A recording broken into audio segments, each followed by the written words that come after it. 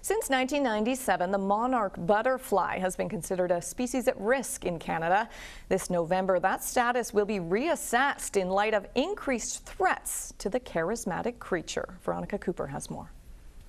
I think that the monarch might be the most famous butterfly in the world. Perhaps because of its 8,000-kilometer annual migration. The population of monarchs that occur in British Columbia and west of the Rockies spend the winter on the coast of California. And if you go east of the Rockies, the monarch population migrates all the way to Mexico.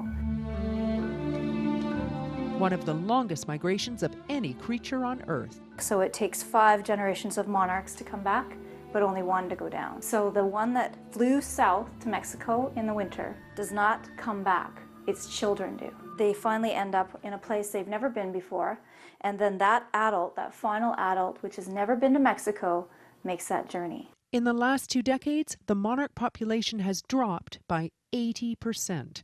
In California, it's due to development. In Mexico, it's climate change. For example, last year they had a massive frost, and the monarch population was decimated by the cold. Another threat? Neonicotinoid pesticides, which are absorbed by the plant. And monarchs feed on the nectar and the pollen and the tissue of the plant, and if they get those neonicotinoids into their system, then it can kill them. How can we help? Buy organic, and if you live in a region where showy milkweed grows naturally, plant some. It's a massive pollinator plant for bees and butterflies. The milkweed family is the only thing that adult monarch lay their egg on for their caterpillar to eat.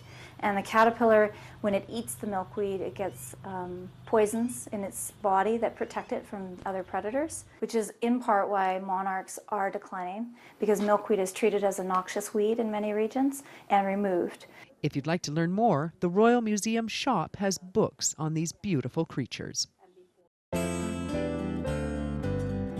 This Week in History, brought to you by the Royal BC Museum, celebrating 130 years.